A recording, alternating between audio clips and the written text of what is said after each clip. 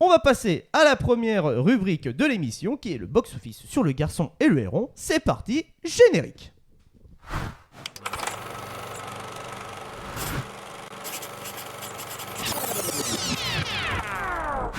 Le Garçon et le Héron, réalisé par Hayao Miyazaki. Tout de suite, extrait vidéo.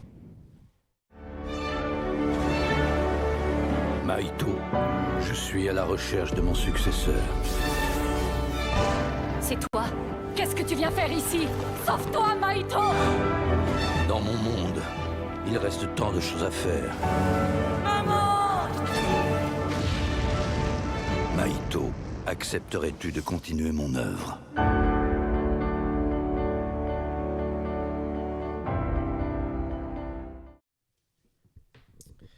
Et donc, le synopsis de ce film, il est un petit peu complexe, donc je me suis dit autant aller sur des sites très référencés, genre Allociné, tout ça, plutôt qu'un Wikipédia. Donc sur Allociné, le synopsis, il est plutôt classique. Après la disparition de sa mère dans un incendie, Maito, jeune garçon de 11 ans, doit quitter Tokyo pour vivre à la campagne dans le village où elle a grandi.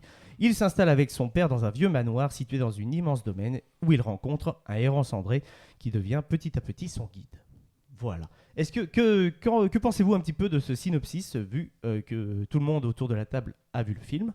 Est-ce qu'il vous paraît fidèle ou est-ce qu'il justement il paraît en fait survoler un petit peu le film justement pour garder un maximum de surprise à tout ça? Non, quelque part, c'est le synopsis c'est les grosses lignes. C'est les grosses lignes. C'est les grosses lignes. Ok, d'accord. Donc, le garçon et le héron, qui veut commencer à donner un petit peu son avis sur le film, Ekichi? Bah oui. Alors pour moi, c'est un Ghibli. Donc c'était très beau, surtout au fur et à mesure des Ghibli, au fur et à mesure des années. Donc franchement, il y avait des belles images qui faisaient penser à des beaux tableaux. C'est extravagant et démesuré dans certaines scènes, comme beaucoup de Ghibli nous ont appris à montrer.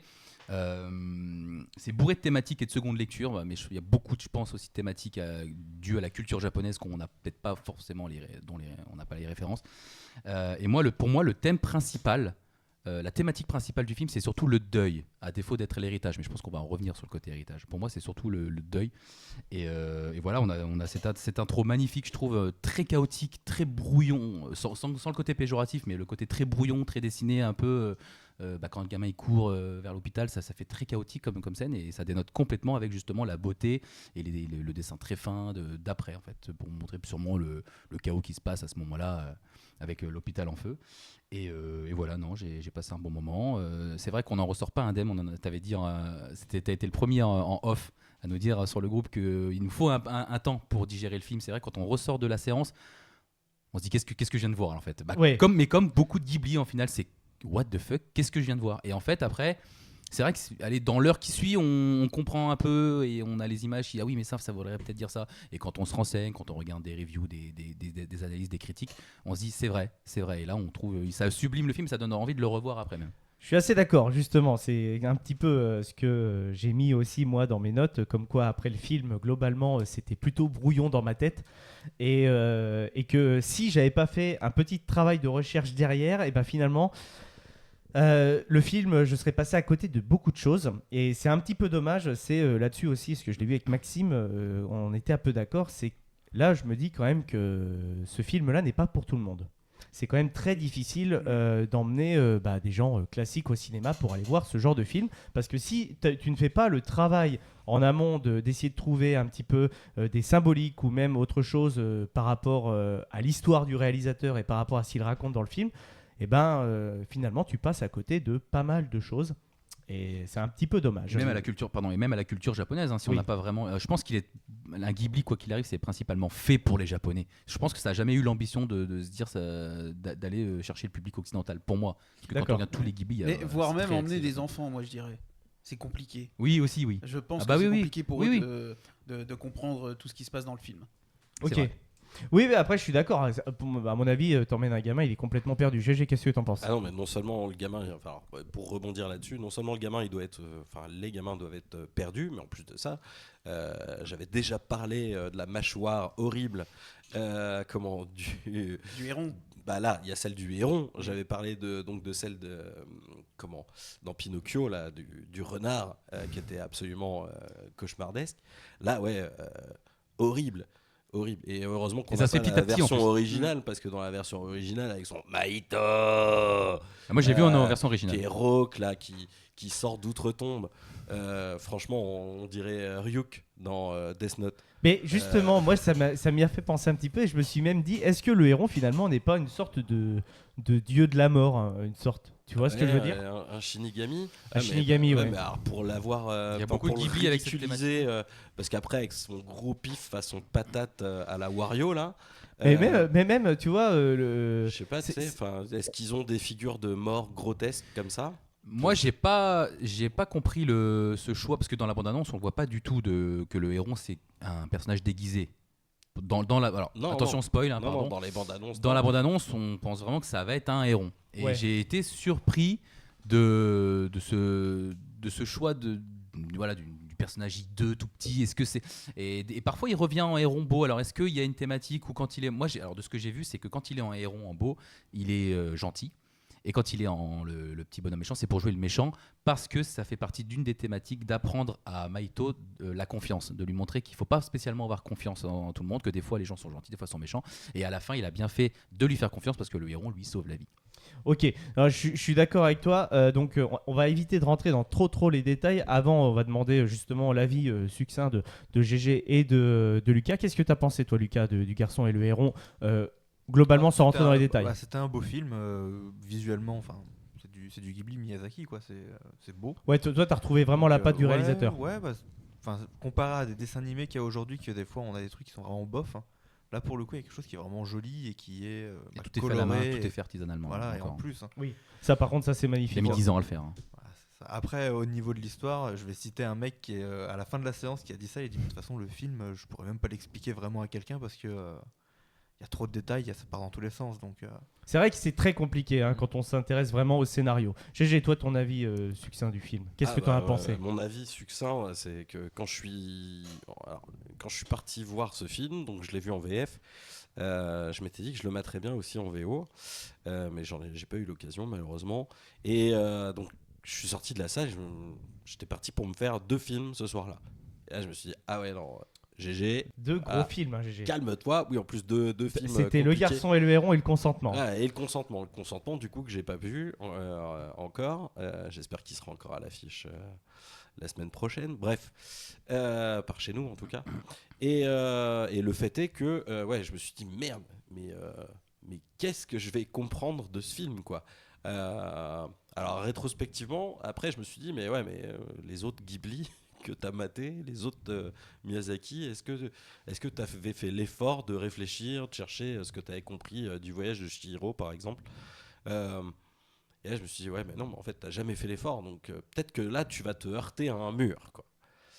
Et puis finalement tu le mets de côté et puis tu y retournes dans tes réflexions.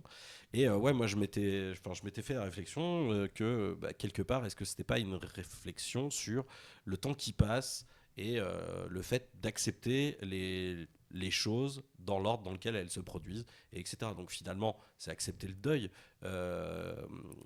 les différentes étapes du deuil, comme tu l'évoquais, Ekichi. C'est que finalement, est-ce qu'il ne faut pas laisser les choses à leur place? Mais pour ça, il faut avoir cherché. Et quelque part, le héron, finalement, est-ce que c'est pas ça là quand on parle d'un Shinigami? Est-ce que c'est pas est-ce que c'est pas quelque chose ou un événement qui nous hante en fait, et que des fois il est cool, des fois il est doux, et des fois il est complètement grotesque, mais que finalement en fait il faut le laisser faire partie de notre gang quoi. Donc voilà, donc je pense que là on est prêt à vraiment rentrer un peu plus dans le détail, donc on va passer dans la partie spoiler. Donc maintenant vous le voyez sur l'écran comme quoi nous sommes dans la partie spoiler, donc là vous pouvez vous lâcher. Donc si vous n'avez pas vu le film, bon écoutez, et que ça ne vous dérange pas, nous sommes désolés d'avance, voilà. Mais lâchez-vous en tout cas si vous avez des choses à dire. Ekichi, donc est-ce que tu voulais vraiment approfondir ton propos? Moi, quand je parlais de thématiques de deuil, c'est parce qu'il y a beaucoup au final, avec le recul, d'étapes. Je pense que par exemple la scène où le héron dit je vais te faire voir ta mère et qu'elle coule. En fait, c'est donc ça vient pas de moi, je l'ai vu, j'ai lu ça. C'est comme Mahito n'a pas vu sa mère mourir, en fait, on lui permet d'accepter que sa mère est morte en lui faisant voir le cadavre de sa mère couler et lui montrer qu'elle disparaît. Et là, comme ça, il peut passer à une étape supérieure. Ma mère est vraiment partie, je l'ai vue partir. Voilà, ça, on lui permet de passer ce cap-là. Donc et à ce moment-là, le héron est en mode hideux, en mode méchant. Donc voilà, il lui permet de passer cette étape du deuil. Mais justement, quand tu parles du fait que le héron est en mode, quand il est gentil, quand il est appréciable, il est en animal, il est en héron cendré, et quand il est justement beaucoup plus dur à accepter dans ses propos, il est en espèce de Wario. Mais je pense aussi c'est plutôt une forme pour montrer que l'humanité est pas facile. Tu vois, lui, il représente l'humanité, l'humain, le fait que c'est... Tu vois, cette représentation-là, et pour dire que, comme tu l'as dit, cet aspect de confiance, on a quand même plus facilité à... Bah moi, ça m'a paru vraiment très clair, en fait, ce délire que quand il est en mode un petit peu salaud, un petit peu dur, tout ça, avoir cette gueule-là, que c'était pour représenter le côté méchant qu'un humain pouvait avoir. C'est ça, c'est tout à fait ça, oui. C'est pour lui amener, dans les centaines et milliers de thématiques qu'il peut aborder, c'est effectivement, beaucoup de théories disent que c'est pour lui amener ce côté confiance. Fais quand même confiance à ceux qui sont méchants, parce que derrière, ils peuvent être gentils, comme quand il est en héron cendré, ils peuvent te sauver la vie, voilà, et c'est vraiment cette étape de je te teste, en fait. Avant de justement repartir donc dans quelque chose d'un peu plus philosophique, parce que Le Garçon et le Héron, les amis, c'est un film totalement philosophique, hein. On est, comme je vous le dis, c'est pas un film vraiment facile à regarder au cinéma. On a une très bonne VF, par contre j'ai trouvé donc dans le casting le héron gris, justement le héros cendré, qui est joué par Patrick Villon, c'est Gavril Dartevel qui joue Mahito, et c'est Juliette Alain qui joue Kiriko. Donc j'ai cité les 3 personnages principaux, et dans la version anglaise, parce qu'elle fait parler d'elle, c'est Robert Pattinson qui incarne le héron. Apparemment il offre une performance qui est vraiment très intéressante et plutôt bluffante en tout cas. Bon, Pattinson est un très bon acteur, mais voilà, c'était la petite anecdote sur Le Garçon et le Héron. Je trouvais ça plutôt sympathique. On a des choses à dire, comme tu l'as dit, Ekichi, c'est une œuvre qui est très importante pour Miyazaki, et moi je vais vous donner mon avis. Je ne l'ai pas donné dans la partie non spoiler parce que je rentre tout de suite dans le détail. Je pense quand même que si tu me demandais mon avis après le film, j'aurais dit globalement j'ai pas apprécié. Et c'est en faisant le travail derrière que je me suis dit c'est des choses quand même qui sont importantes à raconter et intéressantes, donc un deuxième visionnage serait intéressant. Mais globalement, Le Garçon et Héron, c'est pas le premier film pour moi qu'il faut attaquer si vous ne connaissez pas Miyazaki ou même les studios Ghibli. C'est une œuvre testament. Cette œuvre, elle est là pour justement une sorte de passation, d'héritage par rapport à son petit-fils, parce qu'apparemment il a des petits problèmes avec son fils. Miyazaki. Ouais, avec Goro, où il y a eu, voilà. Où il était carrément sorti de la salle de ciné avant la fin du la Terre-Mère. diffusion des contes de Terre et Mère. Voilà, donc quelque part, est-ce qu'il n'y a pas le héron qui cherche, le mec qui maintient l'équilibre là dans le monde entre les mondes là. Donc là, tu parles du grand-père. Son héritier, ouais, donc le grand-père, le grand-oncle. Le grand-oncle, mais c'est clairement Miyazaki dans le film. Oui, voilà, etc., on est d'accord. Tu vois, et qui veut laisser, donner, qui veut son laisser descendant, dans le qui film, veut laisser la place, etc. Mais en tout cas, oui, voilà, est-ce que derrière, c'est pas, genre, vas-y, tu peux y aller maintenant. Sauf qu'il y a cette espèce de coq. Est-ce que le coq, c'est pas Goro qui vient s'accaparer le truc et foutre la merde c'est pas le coq, c'est le roi Piaf. Oui, le roi Piaf, le roi Perruche. Le roi Perruche. Bien vu. Mais après, voilà. Tu vois, etc. Mais on peut trouver une thématique à chaque fois, en fait. C'est ça, mais comme globalement, c'est plutôt apaisant comme message, puisqu'il faut laisser les choses à leur place, etc. Tu vois, il vient pour sauver sa mère et il repart sans. Il repart avec sa tante malgré tout et la petite vieille. Parce qu'après, ça ferait une incohérence temporelle aussi. Oui, non, mais après, oui, mais c'est chacun repart à sa place. Chacun retourne à sa place, etc. Et donc finalement, voilà, le message il est plutôt apaisant, c'est que il y a des choses qui se passent, c'est chiant, mais finalement, est-ce que c'est pas mieux comme ça? Alors oui, c'est entre guillemets, je pense, le film, là, avec ton discours, ça me fait penser un petit peu à cette thématique de dire, bon, on peut pas refaire le passé, ni par contre, ce qu'on peut faire, c'est toujours essayer d'améliorer son futur. Donc de show must go on. C'est un petit peu pour ça aussi, entre guillemets, qu'il y a le côté à la fin du film où Mahito est complètement changé. Et qu'il est un peu rentré dans les cases, dans les moules, le fait que tu sais, on le voit ranger sa valise, qu'il repart avec son père, là ça y est, la guerre est terminée, donc il repart à Tokyo. C'est vraiment comme tu l'as dit, certes c'est à la fois une œuvre testament de Miyazaki, mais comme tu l'as dit, c'est surtout une œuvre sur le traitement du deuil et sur pas mal de choses. Et ce que j'ai beaucoup aimé quand je me suis renseigné sur le film, c'est que aussi ça fait un parallèle avec le livre que l'on voit dans le film, le livre qui est présenté, qui est offert par la tante, qui est Non, sa mère, non? C'est sa mère qui veut lui offrir. Oui, plus c'est tard. ça, c'est sa mère qui veut lui offrir plus tard. Voilà. Et donc le livre, il s'appelle Et vous, comment vivez-vous? Ça, c'est le nom du film, le nom du livre qui existe en vrai, dont est inspiré Le Garçon et Mais le il est Héron. dans le livre, il est dans le film, Oui, oui. ce livre. Et donc en gros, c'est ce film-là est une adaptation libre de ce livre qui existe en vrai, mais qui est aussi dans le livre, dans le film.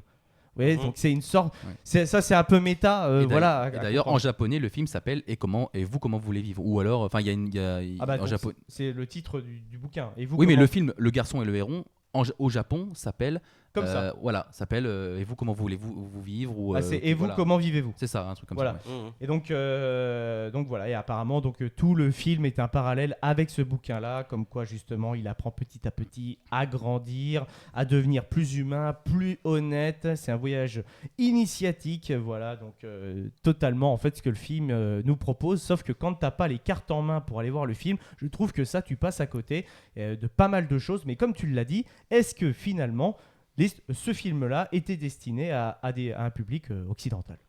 Bah, alors, soit aux fans, aux gros fans de Ghibli et donc de Miyazaki, ou même de Ghibli en général, qui arrivent à avoir ces références, ou les fans de la culture japonaise, qui, voilà, même moi, il y a des trucs qui je passe complètement à côté. C'est après, en voyant des analyses, que je me dis, ah ouais, d'accord, c'est comme ça, oui, puis au Japon, c'est comme ça. Donc, il faut aussi déjà réfléchir avec la mentalité japonaise, leur culture, leurs mœurs, etc. Et après, il est aussi très, très, très biographique, ce film, quand on connaît l'histoire de Miyazaki. Donc moi j'ai su beaucoup de choses après. Donc Miyazaki a perdu sa mère quand il était jeune aussi, donc pas brûlée, mais bon, elle est décédée. C'est pour ça qu'on retrouve aussi cette thématique de la maman malade dans beaucoup de Ghibli, dans Mon voisin Totoro, dans Le vent se lève. Et le père de Miyazaki travaillait aussi dans les avions à l'époque, et donc il n'était jamais là, et donc on retrouve aussi donc au final il est très biographique. En fait, Mahito c'est Miyazaki quand il était jeune. En fait, c'est ça qui est quand même incroyable avec ce film, c'est que Mahito, c'est à la fois Miyazaki, mais Miyazaki est à la fois le grand-oncle. C'est ça. Et donc, c'est ça qui est un peu subtil et complexe à saisir tout de suite quand tu as le film. Voilà quoi. Lucas, toi, qu'est-ce que tu penses un peu justement de ces différentes interprétations? Est-ce Oui. que pour toi... D'accord. Non, mais, Toujours très bref. Excusez-moi, je le réveille, les succinct, amis. Voilà. Non, mais après, moi j'ai pas fait comme vous le travail d'essayer de regarder un peu tout ça, mais c'est vrai que quand tu écoutes tout ça, c'est vrai que c'est cohérent en fait. Mais vraiment le côté autobiographique, mais en même temps de se dire que c'est à la fois le gamin et à la fois Le du coup, grand-oncle. le grand-oncle, tu te dis que ça prend un sens autre et que c'est quand même complexe, qu'il faut quand même peut-être Ouais, le non, revoir c'est pour pour ça qu'on ressaisir en tout. ouais, Ah bah, ouais, il faut carrément, le revoir. Il faut même, comme on dit, au moins se renseigner un minimum sur l'histoire. Enfin, quand tu vas juste le voir parce que tu veux voir un Ghibli beau, tu vas passer à côté du film complètement et puis tu vas même pas profiter en fait. Donc il faut vraiment avoir ce travail. Pas forcément derrière, mais au moins en amont sur qui est Miyazaki. Et voilà, sinon c'est vrai qu'on passe beaucoup à côté. Je suis d'accord. En fait, c'est un film, globalement, il faut avoir une expérience déjà dans le Ghibli, c'est obligatoire Ouais, pour c'est moi. vrai. Sinon, là, C'est t'es là, t'es devant ce film. Ok, c'est beau. Ok, tu vois qu'il y a un effort de fait au niveau des dessins, au niveau de comment ils ont construit les plans. Chaque plan, c'est une œuvre. 10 ans hein, quasiment le film. Donc ça me surprend pas qu'il Ouais. ait mis 10 ans à dessiner ce film. Mais franchement, c'est difficile d'avoir tous les messages présents dans ce film. T'as des choses à rajouter, Maxime, par rapport à ce film ou pas? Non, moi j'aime bien les dessins animés. Non, après comme dit Ekichi, effectivement sur la fin ça bouge beaucoup. En fait, c'est une fois qu'il rentre pour moi dans C'est la ça. tour là, et dans ce monde en fait qui est différent du sien. Et alors tout à l'heure tu as dit oui, il accepte le deuil, effectivement, il accepte ce qui lui arrive, il comprend. Maintenant il va avec sa nouvelle famille, donc qui est sa tante, voilà, il accepte tout. Par contre, moi ce que je comprends pas, c'est effectivement c'est qu'une fois qu'il est dans ce monde un peu, puisqu'en fait sa mère et c'est la femme qui le suit, la vieille femme, Kiriko. voilà, Kiriko, qui est jeune, en fait avec sa mère, puisque on comprend dans le film qu'en fait, bon spoiler, hein, on y est. En fait, qu'ils ont disparu pendant 1 an, c'est ça ? Oui. Voilà, ils ont disparu pendant 1 an. Donc lui, il retrouve sa maman jeune, ainsi que Kiriko qui aussi le guide, puisqu'elle le guide beaucoup. Il aurait pu lui expliquer. En disant maman, à cet âge-là, tu vas mourir dans un incendie, tu seras infirmière dans l'hôpital et tu vas mourir, quoi. Et en fait, pas du tout. Ça, elle le sait parce que elle accepte, elle sait qu'elle va mourir et après elle lui dit que ça l'empêchera pas de l'aimer, etc. Et en fait, elles acceptent, voilà, et tous tout les le deux. monde accepte. Oui, Parce qu'ils peuvent pas changer le passé. En voilà. fait, quelque part, ce film, c'est il a vu sa mère dans le passé et on peut pas le changer. Quelque part, il y a ce côté destin tout tracé. Et au moins, ça lui a permis de rencontrer sa mère une dernière fois, d'avoir fait cette étape comme j'ai dit, du deuil en la voyant couler et de la rencontrer jeune. Et je trouve que il y a une relation un peu mignonne entre les deux. Bon, certes, au début, on se dit c'est what the fuck, c'est sa mère, elle est jeune, machin. Mais il y a ce côté un peu complice. Quand et même. la maman qui accepte en fait finalement que son père aussi. refasse un enfant à son mari. Alors ça, c'est peut-être quelque chose qui est, comme on disait en off Voilà. juste avant l'émission, qui était peut-être commun déjà au Japon et peut-être dans les années 40, peut-être c'est Plus quelque dans chose cette culture, voilà. qui se faisait. Moi, ma question, après toutes les réflexions par lesquelles je suis passé après ce film-là, finalement, en fait, est-ce que c'est pas Mahito qui doit retrouver la volonté de vivre? C'est un peu ça. Aussi. Après mais en fait, le comme disais encore une fois, il y a d'avoir perdu sa mère, il y a des centaines etc. Et que son père, il est très très distant, etc. Là, il se retrouve avec une nouvelle mère de substitution. Enfin, est-ce que tout ça, ça lui convient? Et parce qu'en plus, c'est sa volonté à lui de courir après le héron. C'est sa volonté à lui de vouloir aller de l'autre côté. Et aller de l'autre côté, c'est sauter la vie. Oui, je crois qu'il y a cette démarche-là dans sa tête, le gamin, à ce donc moment-là. la question, mais oui, je pense que oui. Non, mais oui, peut-être, oui, parce qu'il. Et la question, en fait, c'est est-ce que il a plus derrière, tout le chemin qu'il fait, c'est pas justement de retrouver goût à cette vie-là, c'est la sienne, parce que à la sienne de vie, parce que finalement, tout ce qu'il a perdu. Sa mère, elle le dit à un moment. Elle dit mais non, moi, il faut que je reste là, mon fils. Parce qu'il faut que je repasse par ma porte, parce que quelle expérience merveilleuse ça va être de t'enfanter. Parfait. Moi, je veux que ma mère elle me dise ça un jour. Oui. Ah mais oui, non mais c'est comme je le redis, c'est vrai qu'on peut trouver, et je pense que dans 10 ans, voilà, dans les années qui suivent, on retrouvera toujours des thématiques. Tiens, ça voulait dire ça voulait. Je pense que le Miyazaki, c'est le mec. Voilà, c'est un taré dans le bon sens du terme. Dans le bon sens du terme. Je pense qu'il y a une ref à la minute dans ce film. Et du coup, voilà, nous, forcément, on en découvrira d'autres au fur et à mesure. Une thématique et une philosophie à la minute, je pense que c'est ce qui peut résumer clairement le film. Merci les gars, en tout cas, pour cet avis sur le garçon et le héron. Je pense que là, on a bien étalé en tout cas. Si vous avez des choses à rajouter, je pense qu'on pourra les rajouter dans l'Izakaya de Eikichi, puisque ça va parler donc des films du studio Ghibli. Donc, je vous propose qu'on passe à l'Izakaya de Eikichi. C'est parti.